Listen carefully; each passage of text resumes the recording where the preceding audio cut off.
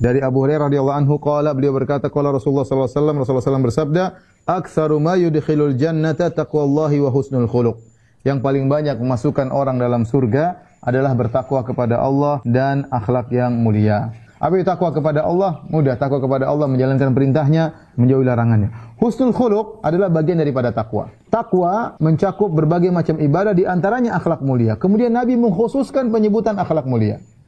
Kenapa Nabi mengkhususkan penyebutan akhlak mulia? Karena sebagian orang menyangka namanya takwa itu hanya hubungan dia dengan Tuhan. Yang penting dia sholat 5 waktu, yang penting dia baca Quran, yang penting dia sholat malam.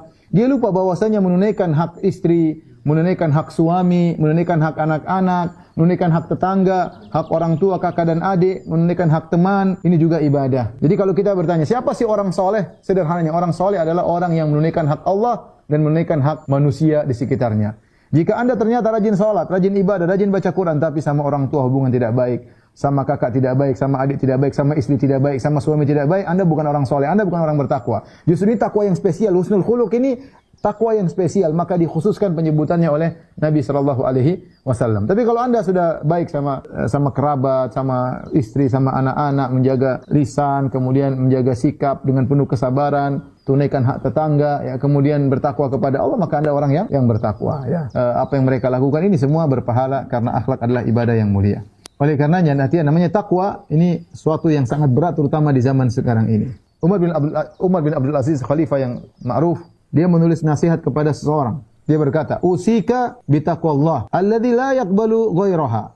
Aku wasiatkan kepada untuk bertakwa kepada Allah yang Allah tidak menerima kecuali takwa. Wa la yarhamu illa ahlaha, dan Allah tidak menyayangi kecuali ahli takwa. Wa la yuthibu illa 'alaiha, dan Allah tidak memberi pahala kecuali amalan dibangun di atas ketakwaan. Fa innal wa'idina biha katsir. Perhatikan. Seakan-akan beliau berbicara di zaman sekarang ini. Fa innal wa'idina biha katsir, yang memberi nasihat untuk bertakwa banyak. Wal 'amilina biha qalil, yang mengamalkan ketakwaan cuma sedikit.